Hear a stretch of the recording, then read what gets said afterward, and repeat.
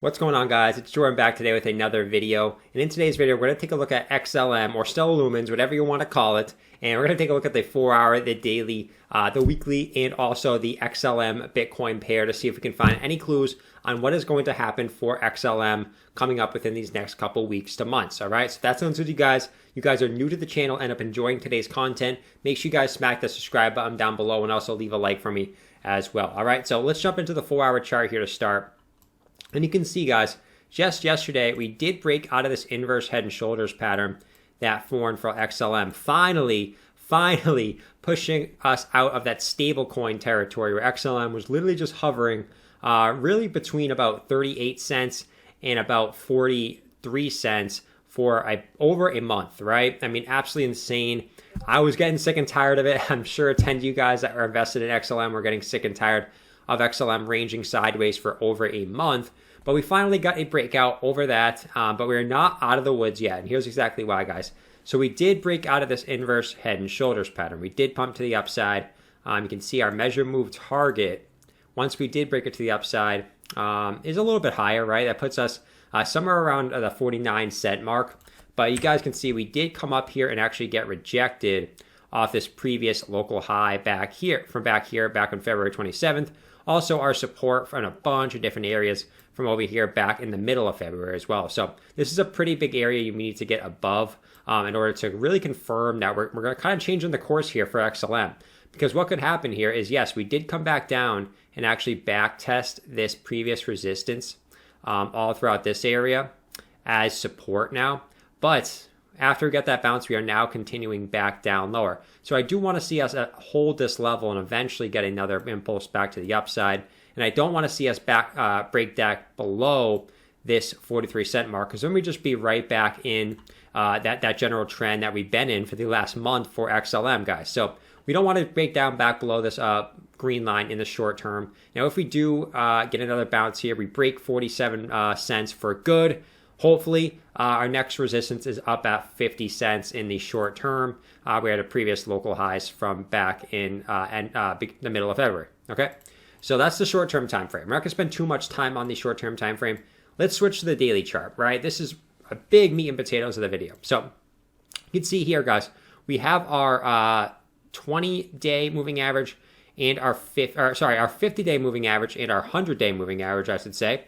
And this has acted our support for the last 3 dips that we've had, okay? Actually, really the last 4 dips we had, where we either get support on the nicely on the 50-day moving average, or when we do break that 50 moving average, we always come back down to that 100-day moving average, like we did right here and like we did right here, okay? So this has been a very important support band, and what's going to kind of lead me to what I think is going to happen next year.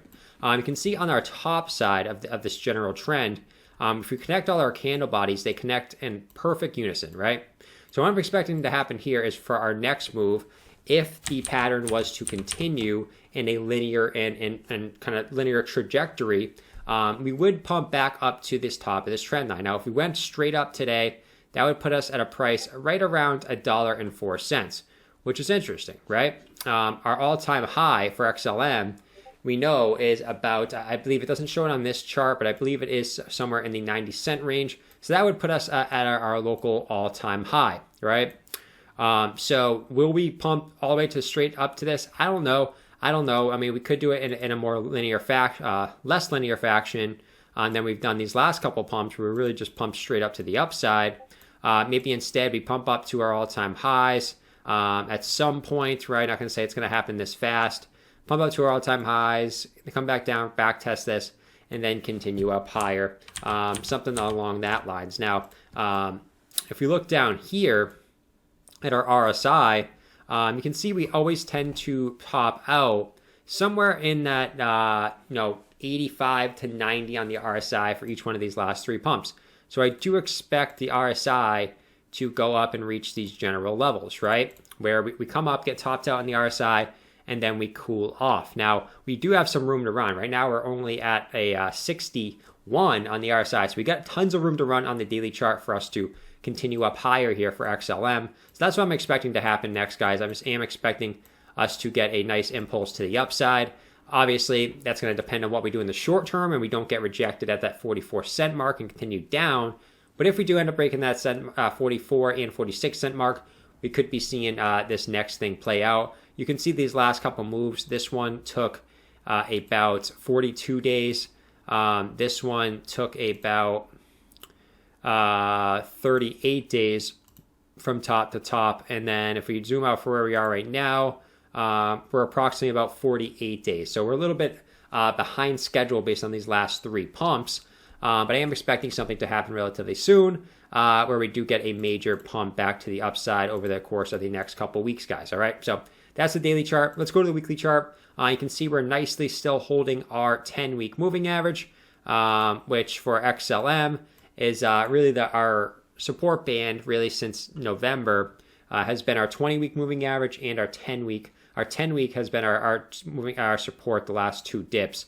Now, if we were to look at where our next moves could be, if we take our fib retracement tool and we extrapolate that from top to bottom of our last bull market to our bear market, it's going to put our next level, right? You can see we just topped out at that 0.618 Fibonacci. So we have our 0.78 Fibonacci, which is our candle body local highs on the weekly at about 73.8 cents. So that could give us some resistance. We also have our all-time high wick, which is about at 92 cents. And then we have a 1.618, which is approximately at $1.49. Probably more like 150.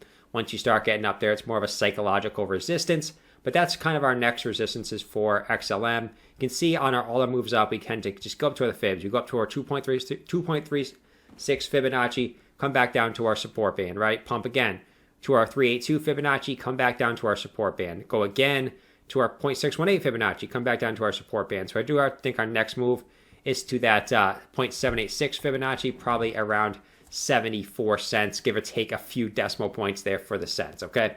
So that is the weekly chart for XLM. The last thing I want to look at is the stellar Bitcoin pair. We've been waiting for this fractal to play out for so long now, and I do think it is still going to play out. If you guys aren't known to this fractal, we have this 1, 2, 3, and 4 look very, very similar, and each one of those has resulted in a major move back to the upside. I am expecting something similar to that to happen for XLM as soon as we hit that really major altcoin season, which I do expect is going to come at some point. All right, now you can see down here on these, right? Usually what happens is you get a flat line of resistance. This one's a little curved. You get a flat line of resistance, and now you get a flat line of resistance. What we usually do is you make a nice little one double bottom, right? One double bottom here. And then this one you make a higher bottom, but what you do is you make one bottom, two bottoms, and then you pump. One bottom, two bottoms, and you pump. One bottom, two bottoms, and you pump.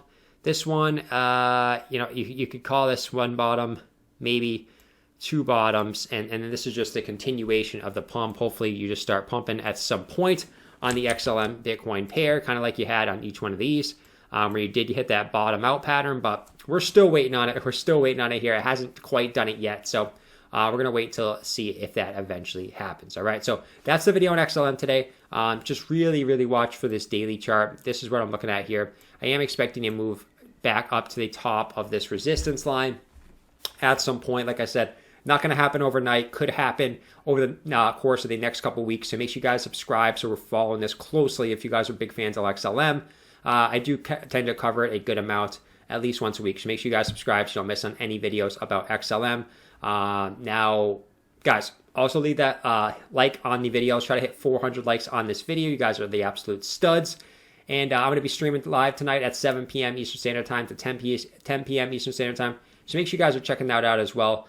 Link is in the description to the Discord if you want to go follow my Discord channel. For all you guys that aren't followed it yet, go follow it. We have a good time in there. And we also have a good time during stream, really, where we're talking all to each other. All right, so I'll see you guys in the live stream in a little bit.